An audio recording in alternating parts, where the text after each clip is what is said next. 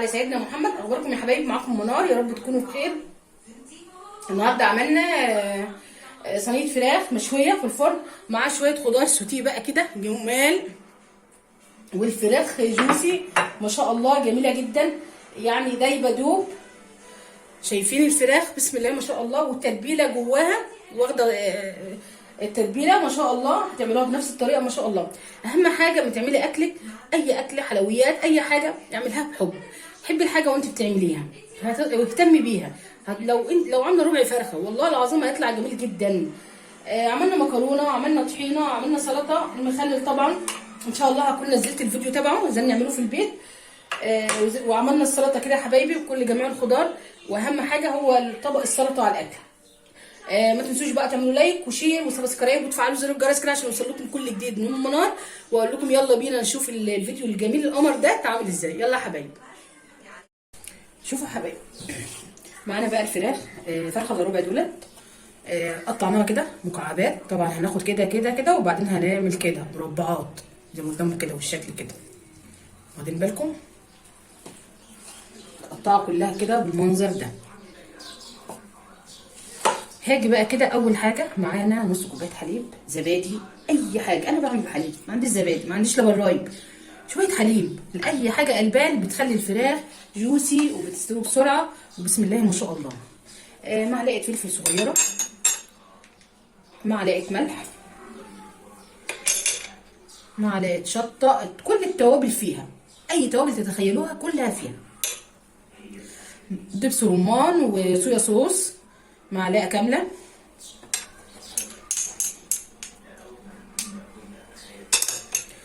نص ليمونه او ليمونه كامله،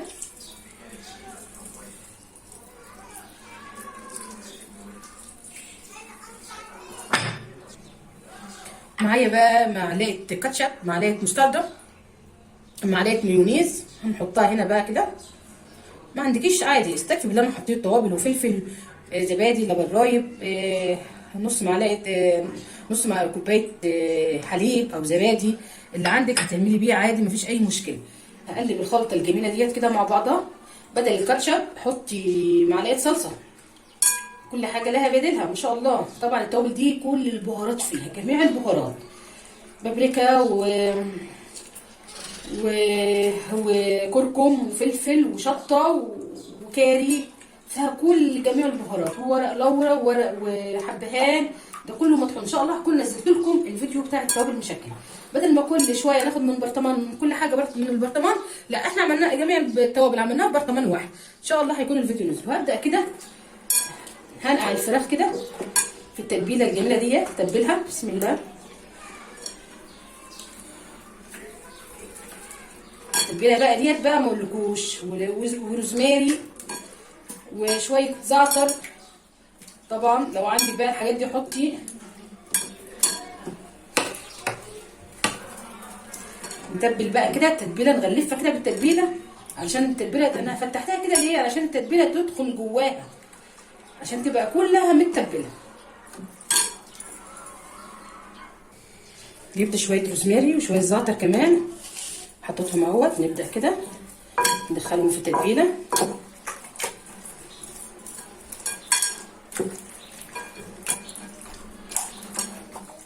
كده تمام.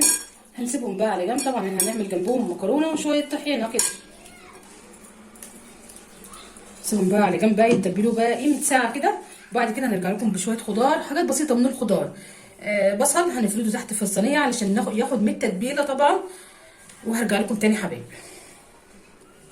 ورجعنا لكم بقى تاني، ومعانا بقى شويه خضار كده حلوين مقطعين كده، اللي هي صغننه طبعا ما قطعناهاش. البصل، شويه بصل، شويه جزر، جزرايه، شويه بطاطس كده. هبدا ان انا احط الفراخ المنظر ده.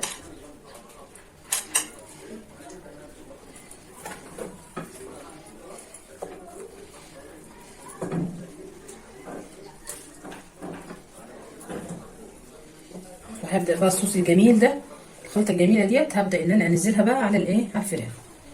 احط في البوله شويه ميه كده، قيمه نص كوبايه ميه بس. وهرجع كده يا حبايبي. هبدا ازود نص كوبايه الميه دي كده. هدخل بقى الفراخ الفرن.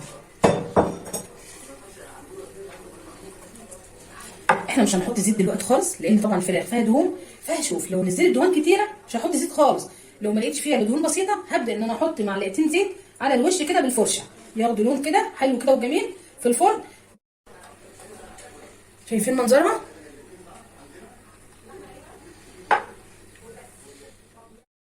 اقول لكم بقى ان انا هحطها بالفويه عشان البخار اللي يطلع، لان احنا مش حاطين ميه كتير، هي نص كاسه بس اللي احنا حاطينها. وبعد ربع ساعه و10 دقايق نفتحها فوق على الشمس بالمنظر ده كده يا حبايبي. رفعناها كده على الشبكه. هبدا كده ان انا اخرجها. شد كده للشبكه. بسم الله ما شاء الله. شايفين شكلها؟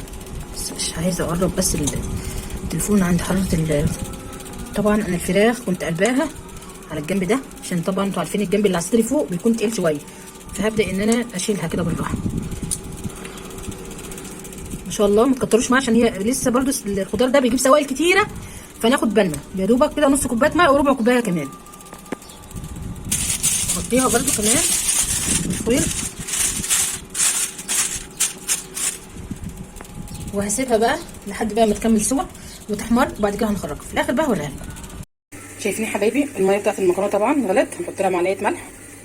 واحنا معانا الصلصه اهي. الصلصه طبعا دي اللي احنا عملناها في البصل، علشان طبعا المكرونات، لان انا عندي بنات مش بيحبوا المكرونه يظهر فيها بصل، فبعملها بسلقها معاها بكميه كبيره مع فلفل وبصل شرايح وثوم، واروح على طول مسوياها وعاملاها في الخلاط واصفيها وتطلع بالمنظر ده. طبعا بخزنها كده عشان طبعا بناتي. احنا كده هنحط المكرونه يا دوبك تغلي غلوه، وهنطفي النار علشان طبعا المكرونه مش بتاخد سوا، وهنسيبها في النار زي ما احنا متعودين ومعوداكم. هنسيبها في النار 5 دقايق كده على في الميه، قصدي 5 دقايق في الميه بعد ما نطفي على النار يا دوبك غلوه، وهنطفي عليها ونسيبها 5 دقايق في الميه، وبعد كده هنصفيها ونحط عليها الصلصه عشان طبعا ما تفضليش تغلي فيها تتهرى منك. لا احنا عايزين تغلي غلوه تقلب قلبها كده ونروح مطفيين عليها على طول.